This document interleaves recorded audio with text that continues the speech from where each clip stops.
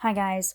So I wanted to share um, a, a woman with you that I've been following her for 3 or 4 years now on YouTube.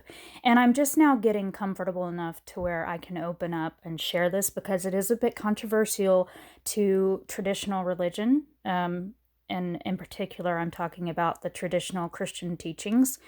But I wanted to share it because I want to be authentic with everybody. I don't want to cover myself up anymore. I want to, if you know, uh, going back into my coaching and also diving into my writing, I want to be authentic with people. And also, there are going to be people that align or not align, that resonate with my heart and with my convictions about spirituality. And so I want to share openly and authentically, so that people can know who Rachel really is. And also what I base my spirituality on, so that in my spiritual coaching and in my spiritual writing, I can, you have like a base on which to go from. But it's not just about me. I want to share her work. Her name is Tina Louise Spalding. And she's a channeler, so she channels her guides, but also, and this might offend some of you, I'm sorry if it does, please respect my channel and my space. She channels Jesus, and I don't think there's anything weird about that. I think that we all channel when we're writing, when we're talking to other people, when we are, hers is just a more extreme form. She actually goes into kind of like a trance or whatever. But we all channel. I mean, we're all channelers, really. And so I wanted to share her work.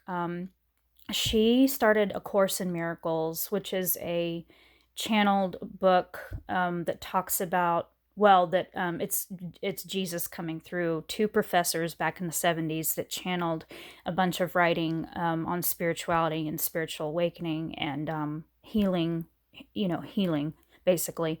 And so she based her work off of that, and she had a Kundalini awakening as well, which is for most people, well, for a lot of people, is a part of the awakening process. And so she wrote a bunch of books, and this is her most recent one. It's A Year of Forgiveness. So it breaks down the Course in Miracles, the 365 lessons. She breaks them down through channelings. So this is like, so for instance, this is the lesson, and then she channels Jesus, and Jesus gives a message about the lesson. And then I also wanted to briefly mention her other books. You Can Free Yourself from the Karma of Chaos. She wrote a biography. Well, I mean, this is all interpretation, of course, but she channeled Jesus and got a lot of information about his true life story, and that the fact that he did get married, he had a twin flame relationship with Mary Magdalene, and had two kids actually, and but before that he went on a spiritual journey, traveled a lot, and that's what's in the Bible, of course. But it's so, oh God, I love this book. It's so good. And then Love and a Map to the Unaltered Soul, A Spirit of the Western Way, Wake Up to Your Power, Heal the Collective Consciousness of the Western Mind. And then this is the one I'm reading now because this is the one I struggled with the most. But now I love it. I'm reading it right now, Making Love to God, The Path to Divine Sex. So those are, and I think she wrote this because she had the Kundalini awakening. So I think that's, that was one of her callings, was to write about, sex isn't just about with other people. It's a spiritual thing, very deep. But anyway, I wanted to share this this message because this is what I opened it up to. And I'm just going to read it, and you just take what you want from it. Love, which created me, is what I am. You are blessed beings indeed. And this is word for word what is in her YouTube video. I am the one that you know as Jesus. Have we not been telling you all along that you are made of love, from love, for love? We want you to understand that when you see yourself this way, then you relax. When you see yourself as foolish or stupid, or unlovable, you tense up.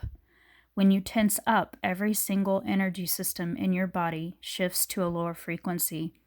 And in that moment, you attract to you the things of like frequency.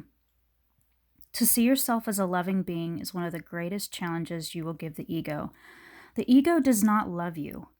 It was not made of love, from love, or for love. It was made by separation for the purposes of fear and pursuit of death and unloving practices. We know the language we use is at times very dramatic, but it gets your attention, does it not? Be the loving being you are and love yourself first. To hate yourself or judge yourself is in fact to blaspheme and attack God. You have been created in a particular format for a particular reason.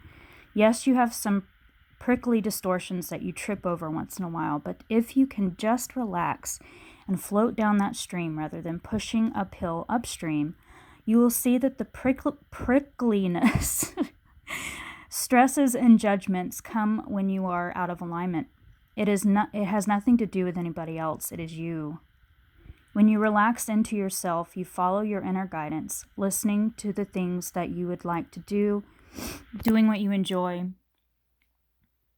If you cannot do them because you have created a world out of alignment with yourself, then make new decisions. You can just make those new decisions with your own mind. You do not have to go around like a bull in a china. I'm going to skip down here to here because I feel like it's getting too long. Use your initiative, use your focus, use your intention to create what you want. That is what this is all about, this life that you lead. You have been given these particular desires because they hold something for you to learn about yourself. Loving yourself first, and of course, loving others along the way. As you love yourself more and stop kicking and fighting with reality, judging it as an unacceptable when in fact it has to be acceptable. So anyway, that's a beautiful message for me. And I'll just read this over again. Love, which created me, is what I am. And we are love. And that's one of the biggest struggles that most of us have in life is that we don't accept ourselves, and we are taught to judge ourselves, judge others, even have self-loathing and not accepting our faults, working on ourselves through love instead of through self-loathing and fear and hate. So yeah, this is just the message that popped up for me this morning, and I wanted to share it, and I wanted to share her work. And I, again, please guys, like, I know this is going to trigger, maybe someone who watches this, it's really going to trigger you because you are in the traditional Christian faith, and I totally respect that. But I am not going to pretend to be something that I'm not. I never have really. I mean, everybody that knows me knows that I'm not really quite religious. I'm just very extremely spiritual. But I just want to make it clear, because that this is the path that I'm following. It feels aligned for me. It feels right for me. It has been for a very long time now. I have known the path that I needed to follow for a very long time, since my spiritual awakening after my son was born almost 8 years ago. So anyway, I love you guys, and I hope this message, at least you found something out of it that blessed your heart. Love you. Bye.